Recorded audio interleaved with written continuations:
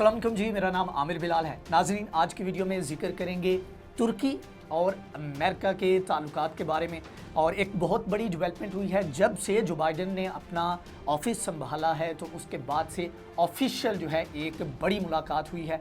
और इसमें अगेन जो कोर इश्यूज़ हैं, जो मसले मसाइल तुर्की और अमेरिका के दरमियान चल रहे हैं, उनके ऊपर डिटेल में बात की गई है।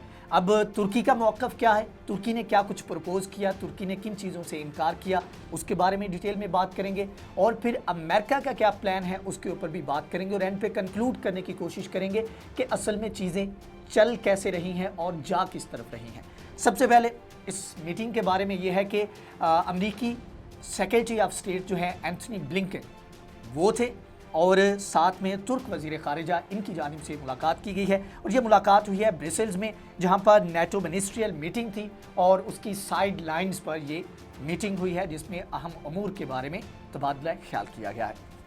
अब अमेरिका की जानिब से अगेन वही जो काफ़ी देर से, तकरीबन 2-3 साल से मुतालबा दोहराए जा रहे हैं, वो ये है कि S-400 जो कि रशियन डिफेंस सिस्टम है, जो कि तुर्की तकरीबन परचेज़ कर चुका है, डील डन है, इस तरह कहना है तुर्की का। तो अमेरिका ने कहा है कि आपको इससे पीछे हटना होगा, और उसके ऊपर अमेरिका इसके ऊपर काफ़ी इक़दाम भी कर चुका है। सबसे पहले अमेरिका ने तुर्की को जो F-35 प्रोग्राम था उससे निकाला, क्योंकि उसको लगता था कि बहुत सारी ऐसी इंफॉर्मेशन है, जो कुछ बैटरीज हैं जो इस्तेमाल होती हैं, कुछ टेक्नोलॉजी है जो इस्तेमाल होती है, वो ख़तरा हो सकती है, क्योंकि ये इंफॉर्मेशन है तुर्की के पास और तुर्की को कमज़ोरियों का पता है। तुर्की के पास S-400 डिफेंस सिस्टम आएगा, तो हमारा जो डिफेंस सिस्टम है, जो कि US का पैट्रियोटिक सिस्टम है, तो ये वल्नरेबल हो जाएंगे। F-35 जो कि दुनिया का एडवांस तरीन तैयारा समझा जाता है, तो वो उसका एक एज जो है, एक अपर हैंड जो है, वो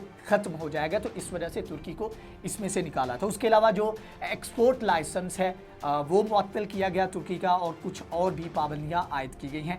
पाकिस्तान को भी इससे काफ़ी असर पड़ा, क्योंकि पाकिस्तान की भी जो अटैक हेलीकॉप्टर है तुर्की से ख़रीदने जा रहा था 50 से ज़ायद, वो डील भी तकरीबन जो है वो पेंडिंग पे चली गई है, या ऐसे कह लें कि ख़त्म हो चुकी है, क्योंकि उसमें इंजन जो इस्तेमाल होते हैं वो अमेरिकन इंजन इस्तेमाल होते हैं। इसके अलावा जी एक और मुतालबा है कि रिसेंटली रशिया की जानिब से ऑफ़र किया गया है तुर्की को कि वो उनका जो S-57 और S-35 ये जंगी तैयारे जो हैं, ये ऑफ़र करने को तैयार है। अब S-57 तैयारा जिस तरह F-35 है, 5th जनरेशन वॉरफेयर का तैयारा है, इसी तरह S-57 जो है ये रशिया का 5th जनरेशन का ये तैयारा है। तो इसकी जो है वो ऑफ़र की है, जिसके ऊपर तुर्की ने कहा है कि वो इसके ऊपर सोचेगा, लेकिन बहरहाल इसके ऊपर कोई जवाब नहीं दिया। अब मसला ये है, तुर्की कहता है कि भाई जो डील हमने करनी थी वो कर ली हमने, जो क्योंकि यहाँ पर एक जो शिपमेंट हो चुकी है, और अभी आगे ये मई में अप्रैल है, अप्रैल के बाद मई है, मई के अंदर जो है वो दूसरी जो है वो शिपमेंट जो है, दूसरी इंस्टॉलमेंट जो है S-400 के जो सिस्टम है उसकी होने वाली है। तो तुर्की कहता है कि भाई हमने डील डन कर ली है, अब एक जो है वो हमारी शिपमेंट रह चुकी है, वो अब हमें मिलनी है। अब इस चीज़ के ऊपर बात मत करें कि हम जो सिस्टम ले चुके हैं, जो हमारे पास ऑलरेडी है, उसको हम अबैंडन करें, बल्कि इस चीज़ के ऊपर बात करें कि हमने ले लिया है, अब जो टेक्निकल इशूज़ हैं कोई बीच का रास्ता निकालो और उसके ऊपर बात करो। लेकिन तुर्की के इस बयान से कुछ ज़्यादा जो है वो कंफर्टेबल फील नहीं कर रहा अमेरिका, और अमेरिका नहीं इस चीज़ के ऊपर जो कंप्रोमाइज़ करेगा। अमेरिका मज़ीद पाबंदियाँ आयद कर सकता है, और इस चीज़ के ऊपर एंथनी ब्लिंकन ने इशारा भी दिया। उन्होंने कहा कि अगर सेकंड शिपमेंट होती है तो एक नई जो है पाबंदियों का सिलसिला जो है वो तुर्की के ऊपर इम्पोज किया जाएगा।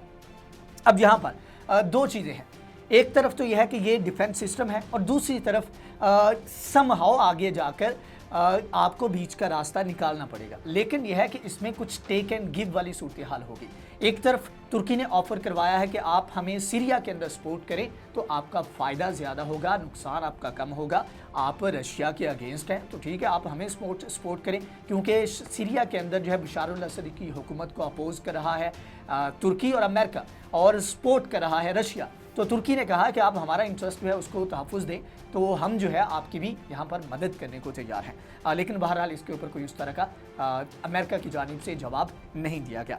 अब एक तो यह है कि जिस तरह ईरान का एक न्यूक्लियर प्रोग्राम है उसके ऊपर जो है आलमी मुबस्सर आकर उसकी तमाम तर मॉनिटरिंग करते हैं, इस तरह का एक मतलब कि एक फ्रेमवर्क जो है वो तय किया जा सकता है। मतलब ये है इसका कि तुर्की जो कहता है कि वो नेटो अलाइज जो है अमेरिका जो है उसके खिलाफ अपना सिस्टम जो है ये नहीं इस्तेमाल होने देगा, तो ऐसे में कुछ मुबस्सर जो है वो ताजुनात कर दें जो निगरानी करें कि तुर्की वाकई उनके खिलाफ इस तरह की कोई चीज़ इस्तेमाल नहीं करेगा।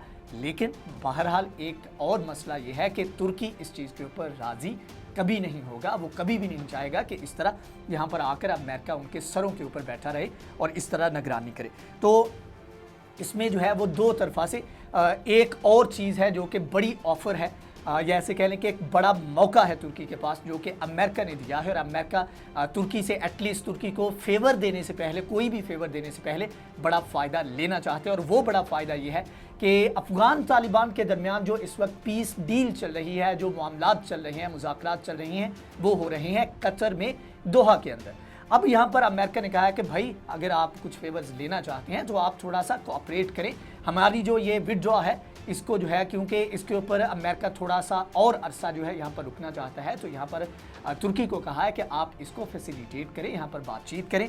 और इसमें एक मीटिंग भी तय कर दी गई है, और वो मीटिंग है तकरीबन अप्रैल के आगाज़ में ये इस्तांबुल के अंदर ये मीटिंग रखी गई है। हाई ऑफिशियल जो हैं अमेरिका के और तालिबान के ये मिलकर बैठेंगे और चीज़ों को तय करने की कोशिश करेंगे। लेकिन यहाँ पर एक और चीज़ है, और वो चीज़ ये है कि तुर्की जो है इस चीज़ को, इस मीटिंग को पोस्टपोन करेगा, क्योंकि आने वाले वक्त में बाइडन जो है वो 1915 में आर्मीनिया का जो जेनोसाइड का एक दावा है, क्योंकि ये वही टाइम है जहाँ पर खिलाफत उस्मानिया जो है वो तकरीबन ख़त्म होने वाली थी, और उस वक्त जो है कत्ले आम का एक इल्ज़ाम आयद किया जाता है तुर्की के ऊपर, खिलाफत उस्मानिया के ऊपर। अब ये है कि अपनी तकरीबन जो है 106वीं एनिवर्सरी है अमेरिका की, तो उसके उस मौका के ऊपर जो आर्मीनिया का ये दावा है उसको एक्नॉलेज कर सकते हैं, ऐसा कुछ जो सोर्सेज हैं उनकी जानिब से ऐसा दावा किया गया है।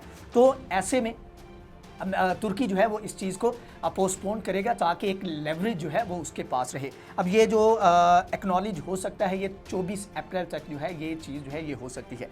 इसके अलावा ईरान के ऊपर जो अमेरिका ने पाबंदियाँ आयद की थी उसको लेकर एक और बड़ा इल्ज़ाम है तुर्की के ऊपर। तुर्की का जो स्टेट बैंक है, हॉल्क बैंक जिसको कहा जाता है, इसके ऊपर इल्ज़ाम आयद है कि इन्होंने अरबों किस्म की जो एक पाबंदियाँ आयद की गई थी उनको डिच करवाकर ईरान को फैसिलिटेट करने का एक मौका फ्राहम किया था। तो इसके ऊपर इन्वेस्टिगेट किया जा रहा है, और हो सकता है कि जो स्टेट बैंक है तुर्की का उसके ऊपर पाबंदियाँ आयद करें। तो काफ़ी टफ सिचुएशन है, और इस चीज़ को एक लेवरेज रखने के लिए तुर्की जो है बहरहाल ये जो अफ़गान तालिबान वाली मीटिंग है इसको मई तक पोस्टपोन कर सकता है, और इसको लेवरेज के तौर पर इस्तेमाल करने की कोशिश करेगा। लेकिन कुछ जो एक्सपर्ट हैं वो ये कहते हैं कि अगर तुर्की ये कहेगा कि भाई आप ऐसा करो तो फिर हम ऐसा करेंगे, अरे इस तरह की हैंगी पेंगी करेगा तो मज़ीद जो है अमेरिका गुस्से में आ सकता है और मज़ीद पाबंदियाँ आयद हो सकती हैं। लेकिन बहरहाल ये एक ऑन गोइंग सिचुएशन है, कुछ टेक एंड गिव वाली सिचुएशन पर आना पड़ेगा दोनों ममालिक को।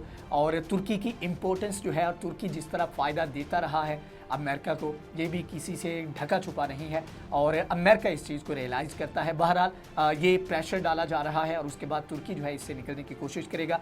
लेकिन ऑनगोइंग सिचुएशन है जिसमें मज़ीद डेवलपमेंट्स जो है वो डे बाई डे होने जा रही हैं, जिसके बारे में हम आपको आगाह करते रहेंगे। अगर ये वीडियो आपको पसंद आई है तो इसको लाइक करें, शेयर करें, हमारे चैनल को सब्सक्राइब करें। नेक्स्ट वीडियो में हाजिर होंगे, तब तक के लिए अल्लाह हाफ़िज़।